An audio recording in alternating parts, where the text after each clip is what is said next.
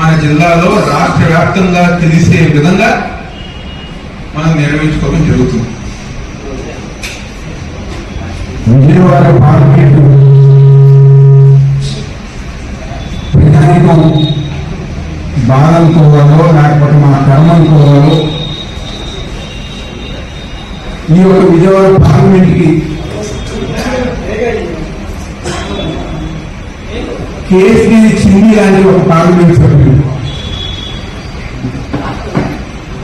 ఎంతో మంది పార్లమెంట్ సభ్యులు ఈ యొక్క విజయవాడ నగరంలో పనిచేస్తడం జరిగింది. గొప్ప గొప్ప నాయకులు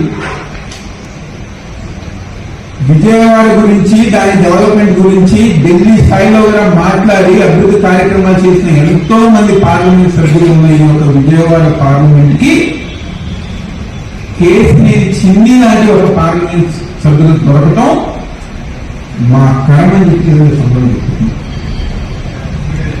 ఎంపీ అయిన తర్వాత నుంచి ఈ యొక్క పార్లమెంట్ లో ఇసుక కానివ్వండి, మట్టి కానివ్వండి, భూదండాలు కానివ్వండి, దేవాలయ భూములు కబ్జా చేస్తాం కానివ్వండి, వసూళ్లు కానివ్వండి, పంచాయతీలు చేస్తాం కానివ్వండి, చివరికి ఒక వీధి రౌడీగా, గూండాలుగా దేవుడు కళ్యాణంలో కూడా కొట్టుకునే పరిస్థితి తీసుకొచ్చారు ఈ యొక్క కూటమి ప్రభుత్వం సంబంధించిన ఎంపీలు, ఎమ్మెల్యేలు. కొంచెం సిగ్గుందా? ఈరోజు ఒక పార్లమెంట్ సభ్యులు ఉండాల్సిన ఉన్నతం మీకుందా? పట్టు వస్త్రాలు సమర్పించే దాంట్లో మీరు గొడవపడతారా? మీరు కొట్టుకుని గొడవపడి ఎంతో గొప్పగా మేము చెప్పుకునే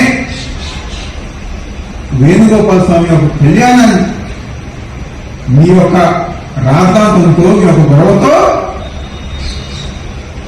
ఆ పేరుని, ఆ